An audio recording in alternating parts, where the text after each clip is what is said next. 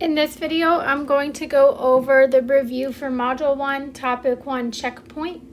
So I will not be going through all the problems in this video, and there will be a second part for the calculator problems or the problems that require a calculator. So, in this first question, it says solve the system of two equations and two variables algebraically.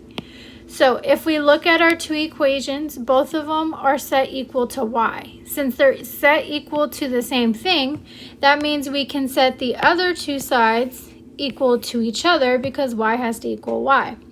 So that would give us negative x squared plus 7x minus 16 equal to 4x minus 20.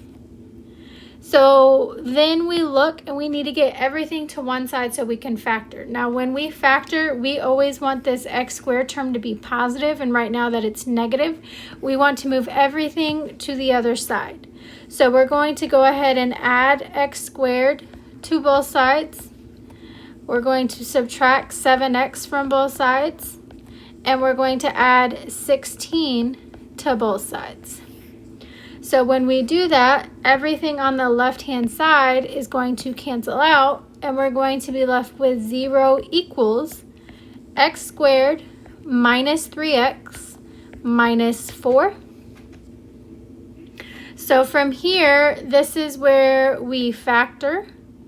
So negative 4 goes on top, negative 3 goes on bottom. We want to know what we can multiply to get a negative 4, and those same two numbers add to give us a negative 3.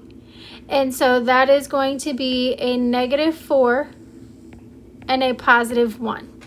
So this factors into x minus 4 and x plus 1. From here, we're going to set each individual factor set equal to 0 so we can solve for the x's, and we're going to end up with 2 of them. So on the first equation, we add 4 to both sides. Then we get x is equal to 4. On the second equation, we are going to subtract 1 from both sides. So we get x is equal to a negative 1. Once we have an x value, we need to solve for its corresponding y value. And how we can find that is by plugging it into this equation right here. So when x is equal to 4,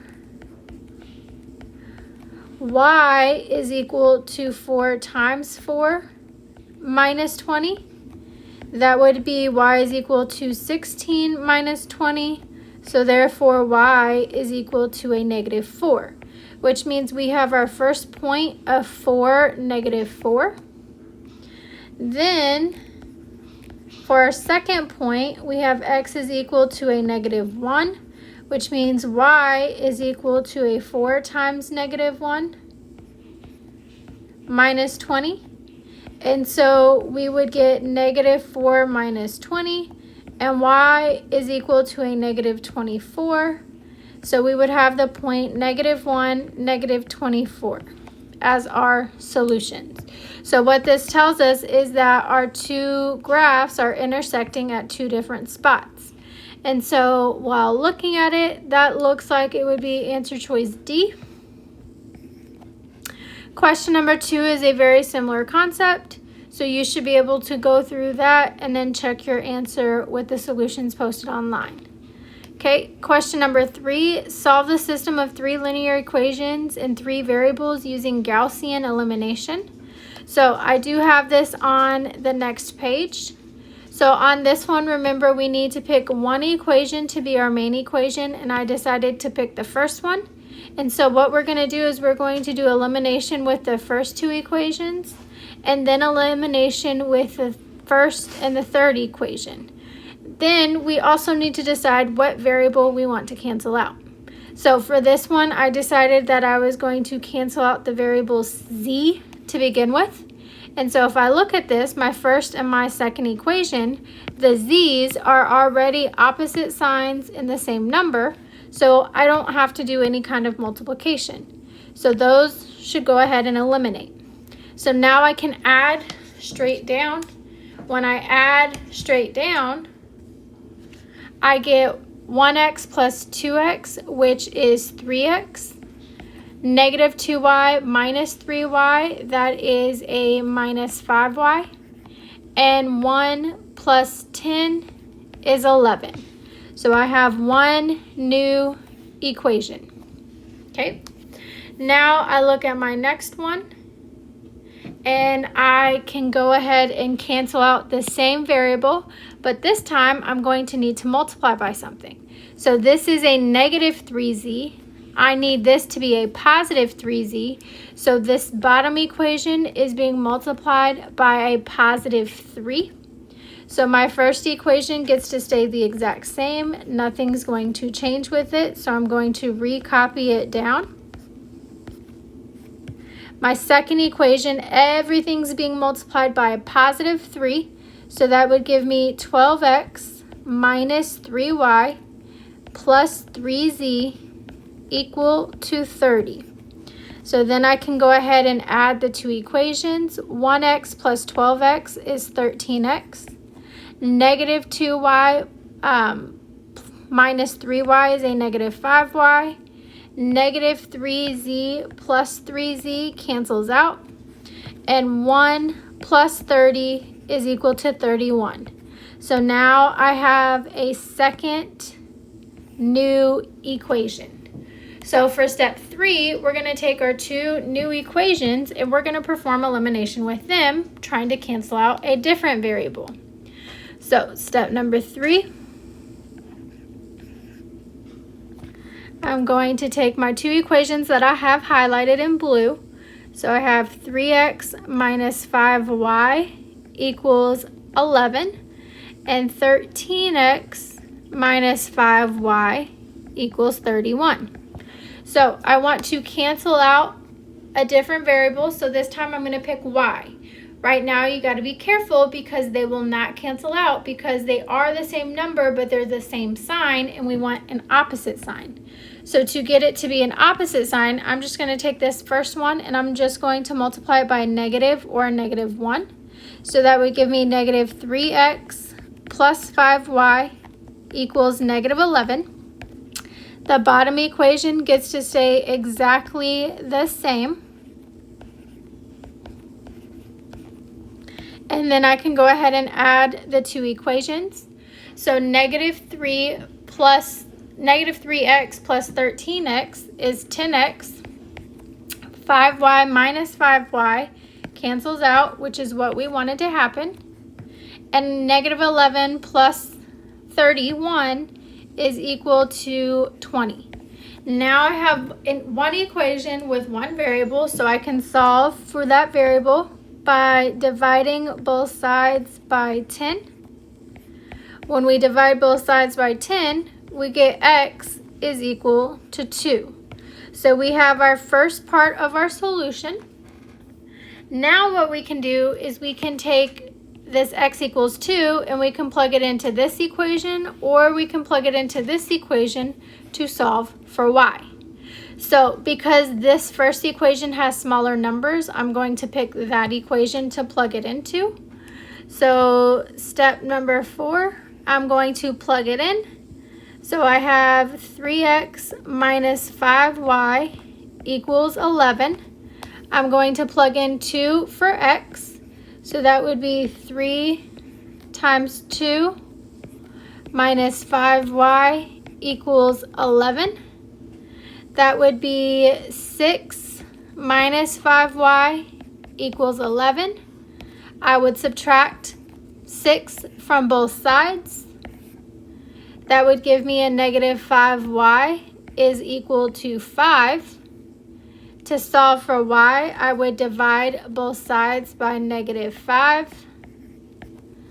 And y is equal to a negative 1. So now I have a second variable. To get my third variable, we're going to take x, we're going to take y, and we're going to take them and plug them back into one of the original equations. It does not matter which one you choose. It comes down to personal preference. So for this, I'm just going to stick with that first equation for step number 5. So that would be x minus 2y minus 3z equal to 1. I'm going to plug in 2 for x. I'm going to plug in negative 1 for y. And I'm going to solve for z. So I have 2 plus 2 minus 3z equal to 1. 2 plus 2 is 4. I'm going to subtract 4 from both sides. That leaves me with a negative 3z equal to a negative 3. I divide both sides by negative 3, and z is equal to 1.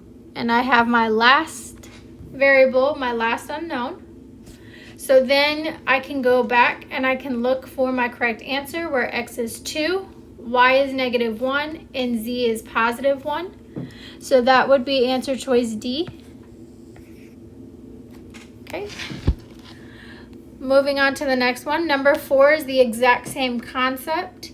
So go ahead and try that one on your own. Check your answers with the solutions, or you can use matrices to check your answers as well. Okay. Number 5 requires a handheld calculator, so that will be in part 2. And same thing for number 6, it requires a handheld calculator, so check part 2 to watch how to do number 5, and then you try it yourself for number 6. Okay, number 7, I'm only going to work one of them, but it's the same concept for both of them. Actually, I'm going to work number 8, not number 7, because number 7, the two y equations are, the bottom two are already in slope-intercept form.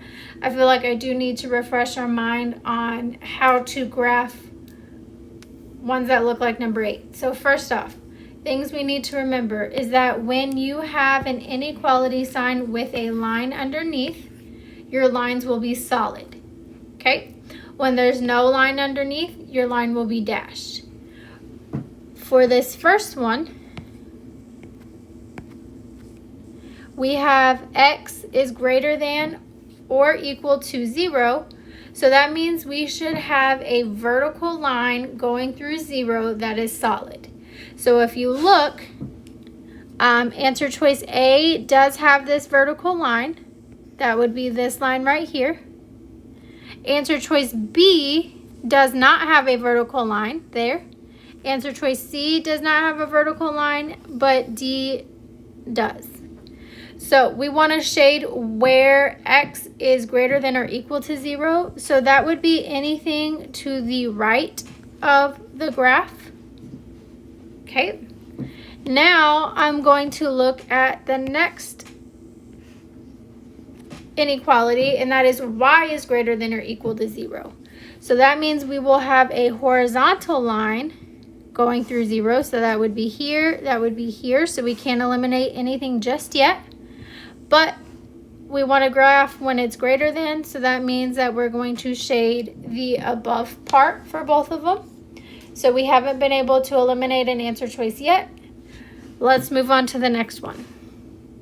So on the next one, notice that this is not in slope-intercept form. Okay, so for one like this is where I like to find the x and y intercepts to help me graph. So for the x-intercepts, remember we plug in 0 for y. And so when I do that, I get x is equal to 3 for an x-intercept. So if I look, my x-intercept should be at 3.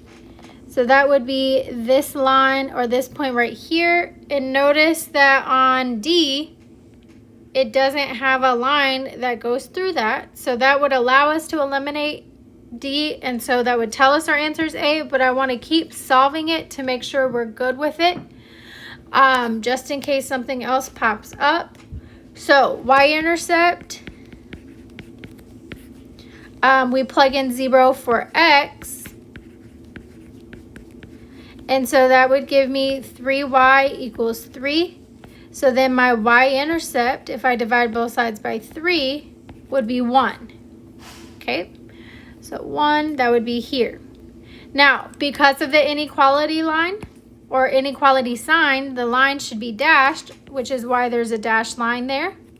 Okay, remember on ones like these, we use test points to help us figure out where we need to shade.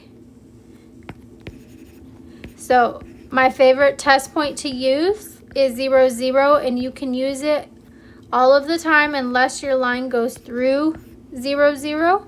So that would be 0 plus 3 times 0 is greater than 3, which gives me 0 is greater than 3. That is a false statement. 0 cannot be greater than 3. So that means we would shade the area that does not contain 0. So 0, 0 is down here. So for this line, we want to shade the area that doesn't have it, which means we're shading above. Okay. Then we have one more line. It's the only line left, but I do want to make sure that we're good on how to get that line. So if we look at it, again, you can do your x-intercept by plugging in 0 for y. So that gives me an x-intercept of 2. A y-intercept by plugging in 0 for x.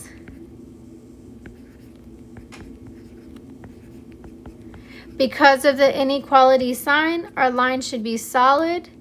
So that would be this line right here, because there's 2 for a y-intercept, 2 for an x-intercept. Boom. It would be that line. So then we would do a test point as well. So test point, we can use 0, 0 because our graph doesn't go through it. So that would be 0 plus 0 is greater than or equal to 2. That would be 0 is greater than or equal to 2, which is false because 0 is not greater than or equal to 2. So that means we would shade above that line. So our final solution is the common area, which is that darker area, which is why A is our correct answer. So you will do the same concept for number 7. It just has different shadings. Okay. Moving on to the next one. I'm going to work number 10. It says solve a system of 3 linear equations and 3 variables. So this is another one that requires some work. So I'm going to go ahead and solve that on this next page where I have some space. Now, what I want you to notice with this one is notice that this first equation is already missing a z. The z is already eliminated. So what we can do is we can take these 2 equations, eliminate the z, and then we can skip one of the steps. Okay? So I'm going to take the second and the third equation, and I'm going to eliminate the z variable. So we have 4x plus 2y minus 4z equal to 4. I have negative 3x minus y minus 3z equal to a negative 8. We want to eliminate the z variable, so this one I'm going to go ahead and multiply by negative 3 to turn that to a positive 12. And this bottom one, I'm going to multiply by 4 to turn the bottom z into or keep it a negative 12. So when we multiply by negative 3, I get negative 12x minus 6y plus 12z equals negative 12. On bottom, when I multiply by 4, I get a negative 12x minus 4y minus 12z equal to a negative 32. So then I go ahead and add these 2 equations. Negative 12x minus 12x, that is a negative 24x. Negative 6y minus 4y is a negative 10y. Then our z's cancel out, 12z minus 12z. And it's going to be equal to negative 12 plus negative 32, that is a negative 44. So what we can do is we can use this equation here and this equation here to eliminate a different variable. So that would be our second step. So again, because that first equation already had a variable eliminated, that saved us a step. So I'm going to write down the first equation. And that new equation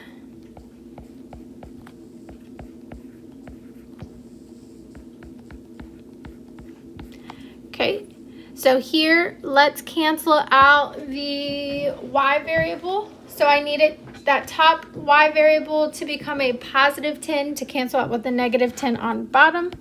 So I'm going to multiply this by a negative 5. So that's going to give me negative 15x plus 10y equal to 55.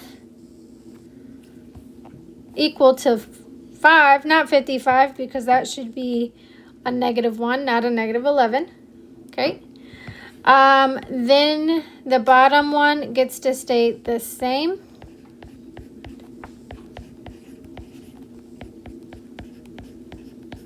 So then we can add the two equations together. So negative 15 minus 24 is a negative 39x. The 10s end up canceling out. Positive 10 minus 10y. And 5 minus 44, 5 minus 44 is a negative 39. To solve for x, we'll divide both sides by negative 39. So therefore, x is equal to 1. So now that we know x, we can solve for y. You can plug it into either equation that's highlighted in blue. I'm going to pick this one because the numbers are just a little bit smaller. So for step 3, we have 3x minus 2y equals a negative 1. I get to plug in 1 for x. That would be 3 minus 2y equals a negative 1. I would subtract 3 from both sides. I get a negative 2y equal to a negative 4. Divide both sides by a negative 2. And that gives me y is equal to a positive 2. Okay. Now that I know my x and my y, I can go back to an original one that has a z, so I can solve for z. So I'm going to use the second equation for my last and final step.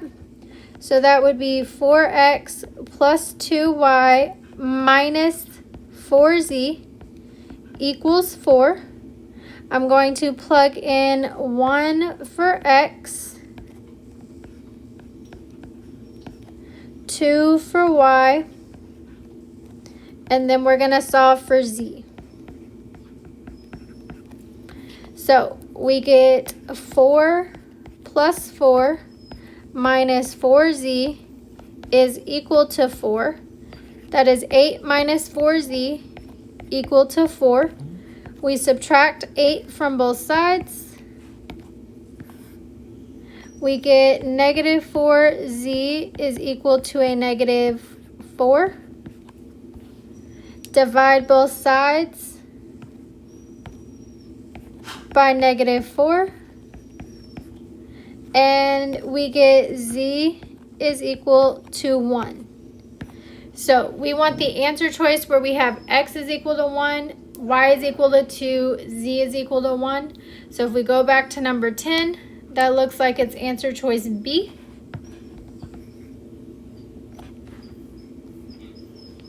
Okay. Question number 11 will be in part 2 because it does require the use of a calculator. Okay. So moving on to number 13. So this is going to be for number 13 and for number 14.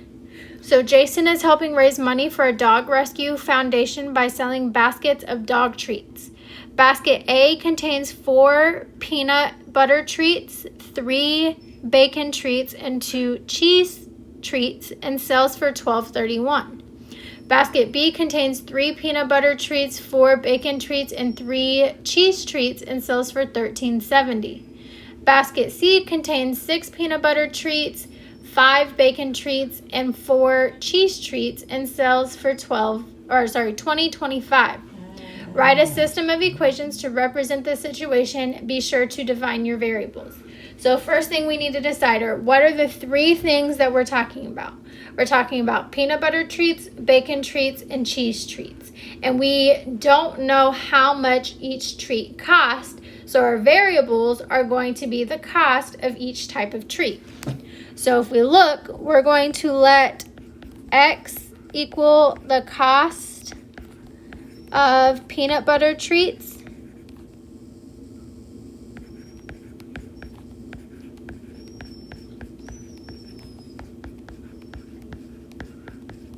Y is going to be the cost of bacon treats.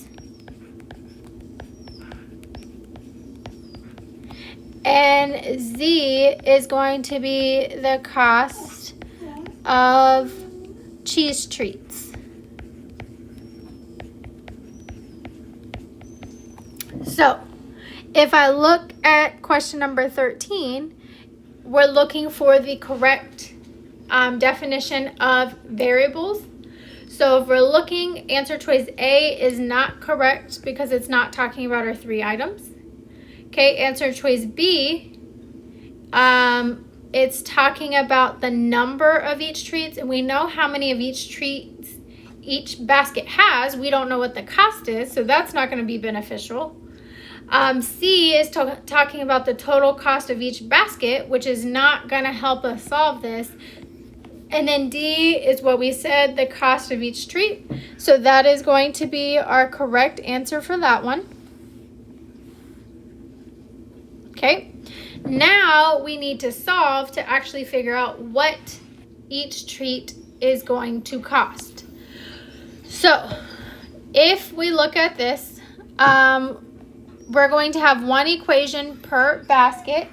So that means that we're going to have 4 peanut butter treats plus 3 bacon treats plus 2 cheese treats, and that's going to be equal to $12.31.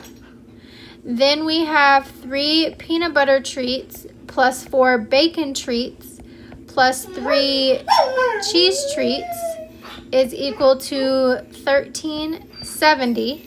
And our last equation comes from basket C, which is 6 peanut butter treats plus 5 bacon treats plus 4 cheese treats, and that's equal to $20.25.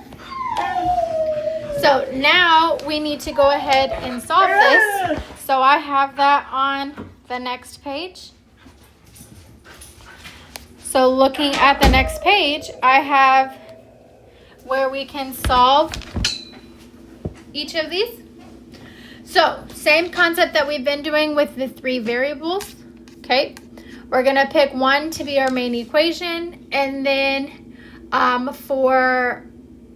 we're going to add that to the other 2 equations to get our 4th and 5th equation. So I'm going to let this one be my main equation. I'm going to take this in step 1, and I'm going to try to eliminate a variable with the second equation.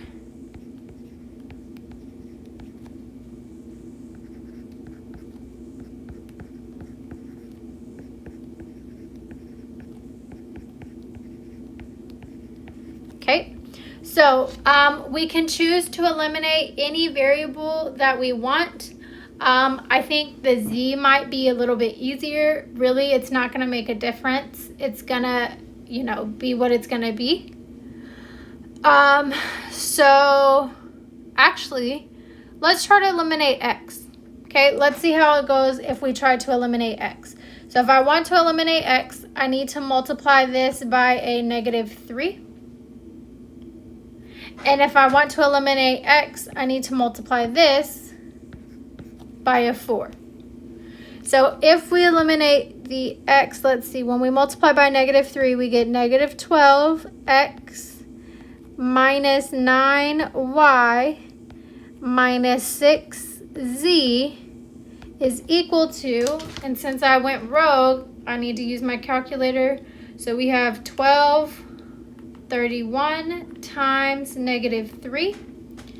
That would be -3693. Then we're multiplying by 4, so that would be 12x plus 16y plus 12z equal to, so 13.70 times 4, that would be 5480. And so then we can add these two equations together. So we get -12x plus 12x, that cancels out. -9y plus 16 is 7y. -6z plus 12z is a positive 6z. And -3693 plus 5480 is 1787. So there is one of our new equations. So now we're going to take, and now that I'm thinking about it, x was not the best one to eliminate, but that's okay. Now we're going to take the first equation and the third equation and eliminate the x variable there. So I have 4x plus 3y plus 2z equal to 1231. Then I have 6x plus 5y plus 4z is equal to 2025. So now we want to eliminate our x variable. So let's see. We're going to take the first equation and multiply it by a -6. We're going to take the second equation and multiply it by a positive 4. That way they can cancel out. So when we multiply times a -6, we get a -24x minus 18y minus 12z, and then 1231 times -6 is equal to -73.86. Then I multiply by 4 and I get 24x plus 20y plus 16z, and 25 times 4 is 81. So now we can add these two equations together. So my x's get eliminated. -18y plus 20y is 2y. -12z plus 16z is 4z. And -7386 plus 81 is $7.14. So now I have a second new equation. So what we can do for step 3 is take our two new equations and eliminate a variable. So I have, let's see, 7y plus 6z is equal to 1787. 2y plus 4z is equal to 714. We want to cancel out, let's do our y variable. So I want to multiply this equation by 2 and this equation by a -7. So when I do that, I get 14y plus 12z, and then 17.87 times 2 is 3574. Then I am multiplying by -7.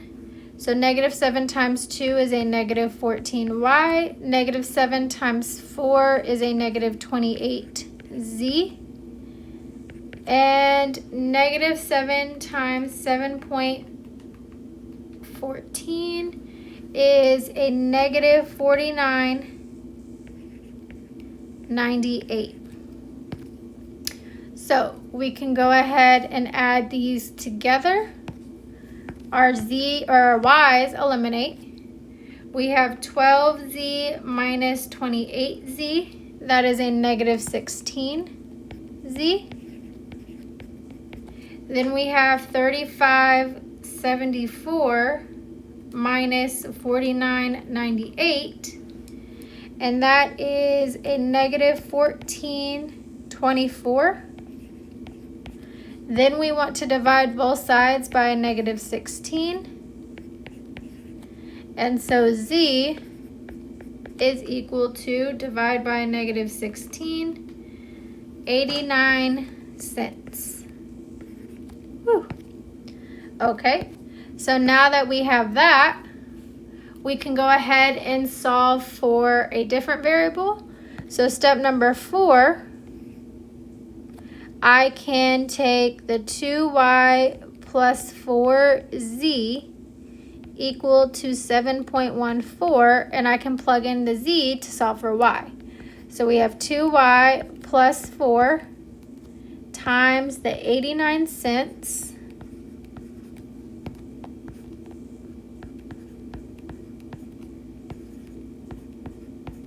so 4 times 89 cents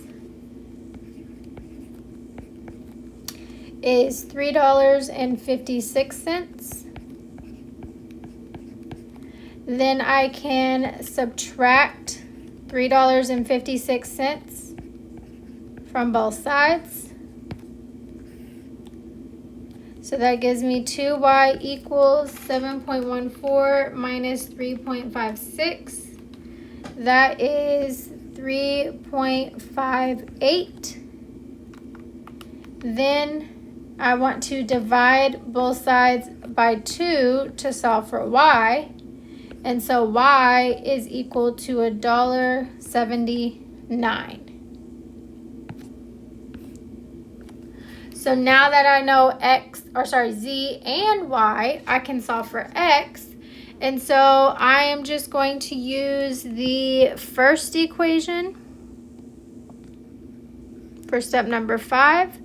So that would be 4x plus 3y plus 2z is equal to 12.31. So I'm going to plug in the variables that we have. So we have $1.79 here for y. We have 89 cents for z. Okay, so then we start simplifying this. So we have 4x plus 3 times 179 is 537. 2 times 89 cents is $1.78. We go ahead and add our like terms, and we get 715. Then we can subtract 715 from both sides.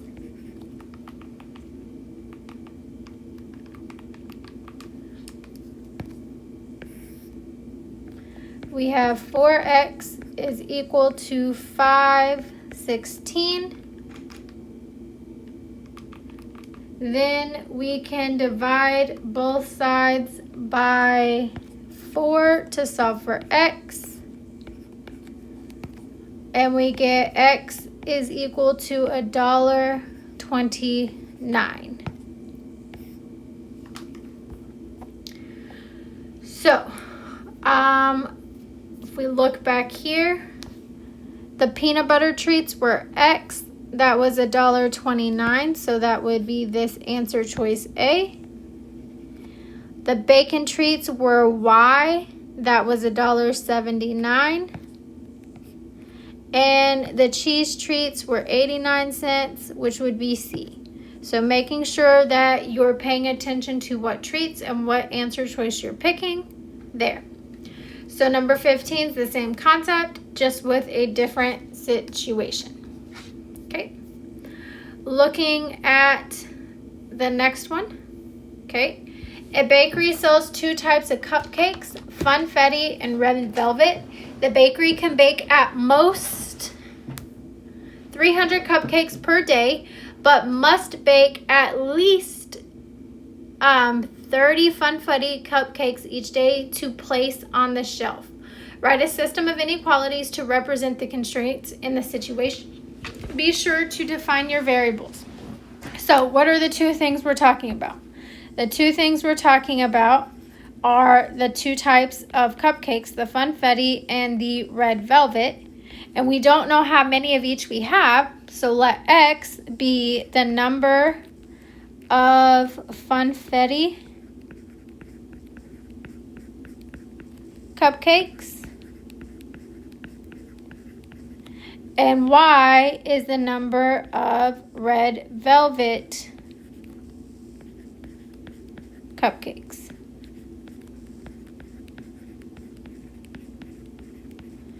So we want to write inequalities that represent this. So the first one, it says the bakery can bake at most 300 cupcakes per day. So that means our funfetti plus our red velvet can be at most 300. It cannot be more than 300. So our first equation would be x plus y is less than or equal to 300, which would be this first box right here. So that would allow us to drag that one to this box when we're taking the test, and it would allow us to eliminate this one right here and this one right here. Now the next part says but must make at least 30 funfetti cupcakes each day to place on the shelf. So that means our funfetti cakes have to be at least, if not greater than, 30 cupcakes. So we want to be able to go over that or at least get to 30. So that would allow this to be our inequality sign right here. And that allows us to eliminate this one. And we can eliminate y is less than or equal to 30 because y has nothing to do with the funfetti. Now, because there's a real-world situation, that is where our last inequality comes in. Our last inequality is just saying that our red velvet cakes have to be greater than or equal to 0 because we cannot make a negative amount of red velvet cakes. And so that's where the last one comes in, which would be this box here. So on the test, you would just drag these to the appropriate spot. I do not believe it matters which one goes where. So you drag whichever one you want to whichever spot, and then that's it. Okay, the last question I'm going to go through is number 19, solving a system of 2 equations and 2 variables. This is just like question number 1 and question number 2. It says verify your solution graphically. You do not have to graph it unless you want to graph it to verify. But what you're going to end up doing here is dragging your answer to the correct spot, or dragging 2 of these answer choices and dropping them in the box. So I do have this one on this next page for us. So just like the very first one we started the video off with, they're both set equal to y. That means we can set the two equations equal to each other. So then I can move everything to be on the same side. So I'm going to subtract 3x from both sides, and I'm going to add 4 to both sides. But when I combine like terms, I am going to put it in standard form where I have x squared x and then my constant. So I have x squared minus 3x minus 4. And I believe this was just like the first one we had, where we want to multiply to get a negative 4, add to get a negative 3. So that would be negative 4 and 1. So we have 0 is equal to x minus 4 times x plus 1. Go ahead and set each factor equal to 0. And add 4 to both sides here. X is equal to 4. And then subtract 1. Oop, that should have been 0, not 1. From both sides, and we get x is equal to a negative 1. Now that we have our x values, we can take it and plug it in to either equation. This one would be a little bit easier to solve for our y values. So when x is 4, y is equal to 3 times 4 minus 4. That would be 12 minus 4, which is 8. So I get the point 4 comma 8. And so if I look at my answer choices, that means that I would end up dragging this one down and putting it in this box. Okay. Then when x is negative 1, I get y is equal to 3 times negative 1 minus 4. That would be negative 3 minus 4. And so I'd get a y value of negative 7. And my ordered pair would be a negative 1, negative 7. So then that means that I would take negative 1, negative 7, and I would drag it here. Okay, and then number 20 is the exact same concept. So if you have any questions, please make sure you ask before the test. And then for the calculator active ones, please make sure you watch part 2 video.